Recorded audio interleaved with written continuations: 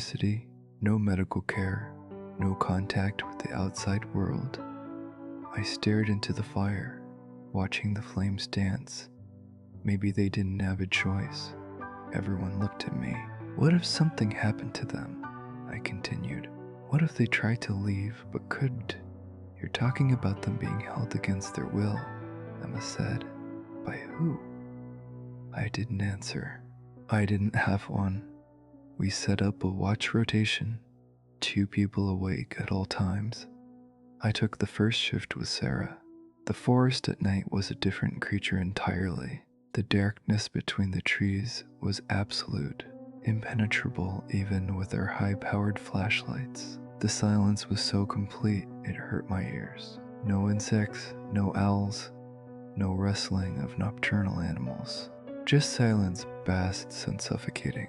Around 2 a.m., Sarah grabbed my arm. "Do you hear that?" she whispered. I listened.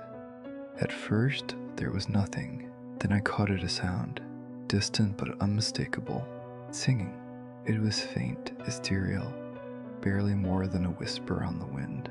Multiple voices harmonizing in a language I didn't recognize. The melody was beautiful and deeply unsettling, like a lullaby from a nightmare.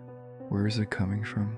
I breathed. Sarah turned slowly, trying to locate the source. Everywhere. It's coming from everywhere.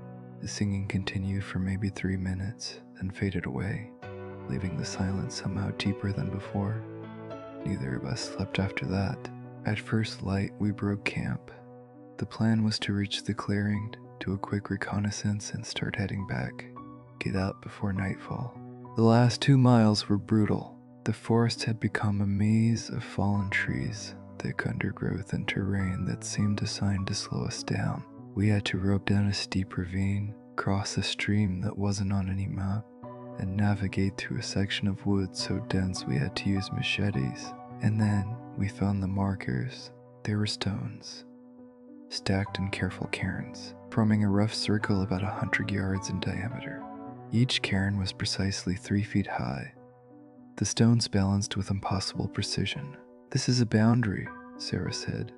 "A warning." "Or a welcome mat," Daniel countered. We stepped across the line of cairns. The change was immediate and nauseating. My vision swam.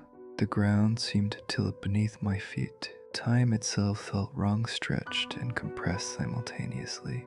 I looked at my watch. The second hand was moving, but irregularly. 3 seconds. 1 second.